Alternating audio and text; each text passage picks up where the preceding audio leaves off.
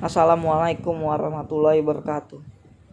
Perkenalkan, nama saya Muhammad Jainul Amri Lubis dari program studi Teknik Industri. Saya membuat video ini dalam rangka untuk tugas kimia industri yang berjudul Pengolahan Air Limbah. Pertama, pendahuluan.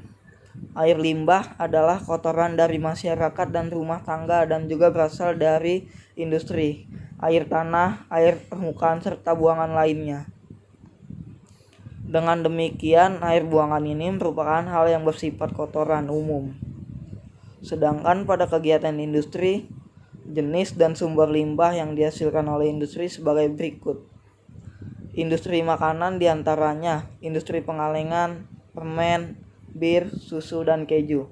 Pemrosesan produk pertanian, pemrosesan daging limbahnya merupakan senyawa organik dalam bentuk suspensi, koloid, dan larutan. Industri logam dan pertambangan volume limbahnya besar dan mengandung banyak padatan tersuspensi. Industri pemrosesan bahan bakar seperti oil refinery, gas reforming, limbahnya bersifat toksik.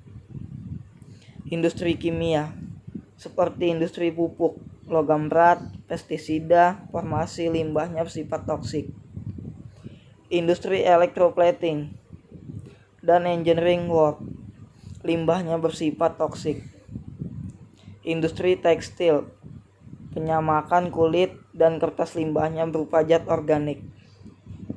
Yang kedua, tujuan dilakukan pengolahan air limbah. Tujuan utama pengolahan air limbah adalah untuk mengurangi BOD, partikel tercampur, serta membunuh organisme patogen. Selain itu, diperlukan juga tambahan pengolahan untuk menghilangkan bahan nutrisi, komponen racun, serta bahan yang tidak dapat didegradasikan. Yang ketiga, jenis pengolahan air limbah. Jenis pengolahan air limbah dibedakan menjadi 3. Yang pertama, pengolahan secara fisika. Yang kedua, pengolahan secara kimia. Dan yang ketiga, pengolahan secara biologi.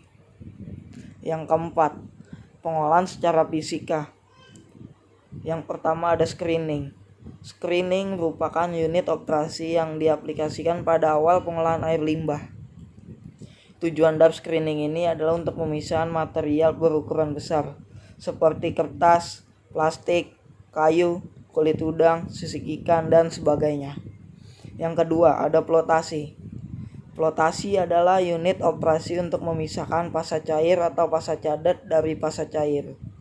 Penelitian ini tujuan untuk mengetahui efisiensi penyisian TSS, minyak lemak, dan COD yang terkandung dalam limbah cair kawasan industri. Yang ketiga ada filtrasi. Filtrasi merupakan proses penjernihan atau penyaringan air limbah melalui media. Pada penelitian ini digunakan batu apung, di mana selama air melalui media akan terjadi perbaikan kualitas.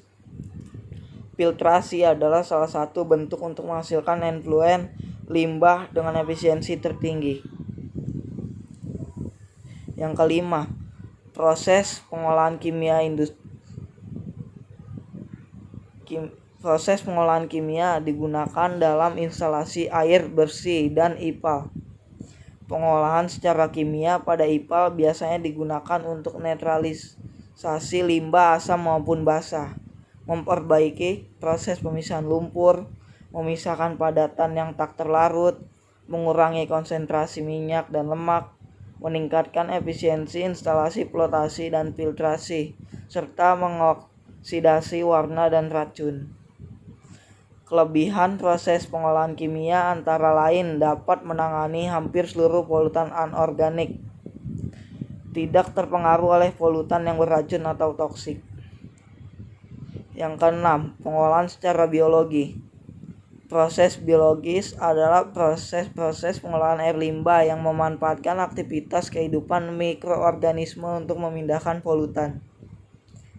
Proses biokimia juga meliputi aktivitas alami dalam berbagai keadaan.